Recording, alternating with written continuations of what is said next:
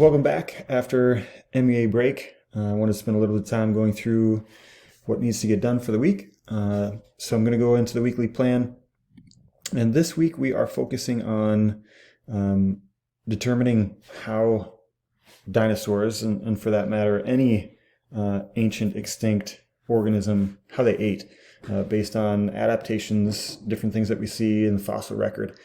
And in order to do that, we're going to do something called comparative anatomy and take a look at what current organisms have as far as adaptations for their eating style and compare them to what we see in the fossil record to try to make a good estimate of what dinosaurs or prehistoric life could do. So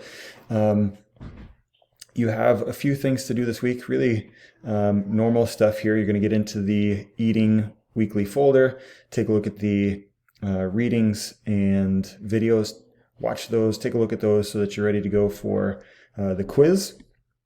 That needs to be done by Friday, and then that week 3 homework as well. Okay, a little bit different this week. I want to spend some time during our Zoom for Cohort C or Digital Academy, going through some activities that the kids that are at school are going to do Thursday, Friday. So you have a little bit of work to do. I'm going to walk you through that. That needs to be done by the time class starts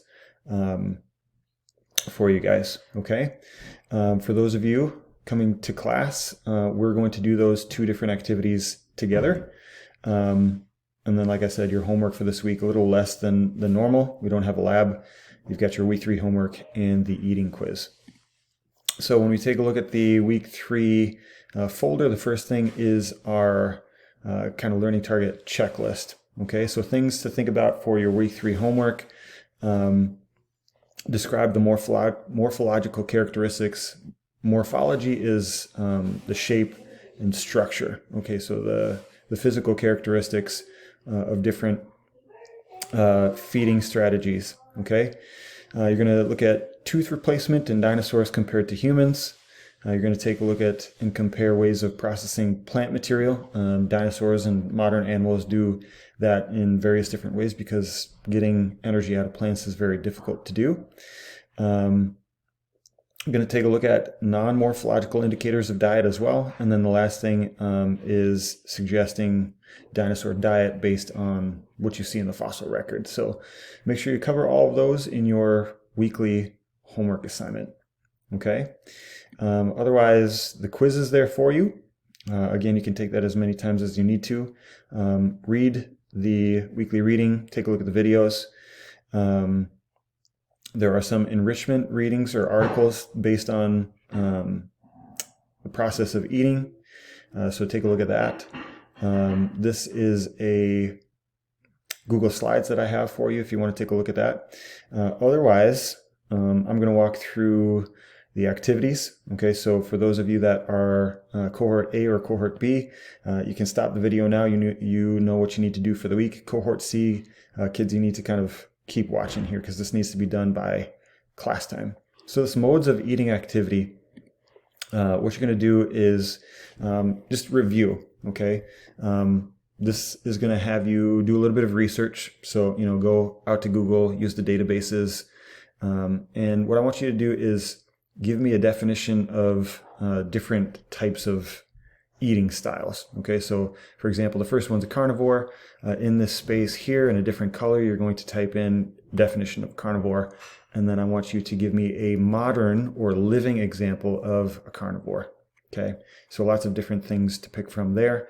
And then once you do that, I want you to really focus in on the skull and the teeth of those of that example, and give me adaptations or things, characteristics that help that carnivore be a carnivore. Okay.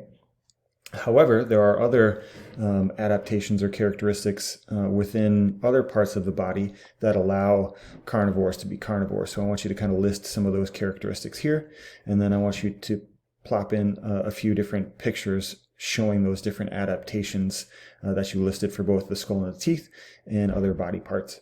And then you're just going to repeat that process for herbivores, omnivores, insectivores, piscivores, frugivores, and durophagy. Okay, this one I'm sure is new. There are modern examples of this. They're really cool. So take a look at that. Fill that in by the time you show up for class. The other activity that you're going to do is this comparative anatomy eating activity, and you're going to need the stations to do that.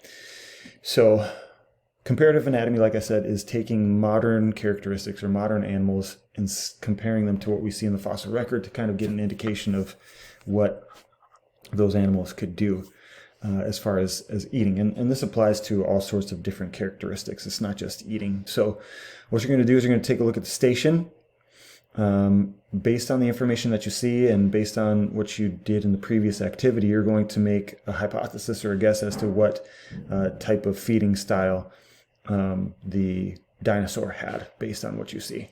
Okay, you're going to then support that reason for why. Okay, the feeding styles, all of them are represented in here in the previous activity. So there's going to be carnivores, herbivores, omnivores, all of those guys. Okay. So you're going to justify that based on what you see. Please be specific here. I want you to put a picture, which you can just copy and paste from the stations. It would be good if you could draw an arrow showing on the picture, showing the specific adaptation that you're looking at. And then you can grab the picture from the previous example and put that in this box over here. And then you just repeat that for all 7 stations. Okay, when you're done, you've got a few questions to answer down here. If you could answer those in different colors as well, that would be good. Okay, the stations are here. Okay, so all you get are the fossils themselves. You don't get to know what they are, because that would kind of give it away as to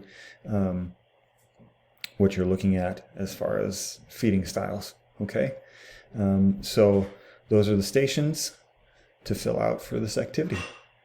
Okay. If you have any questions, let me know. Please do both of these by the time we have our Zoom class. Have a great week.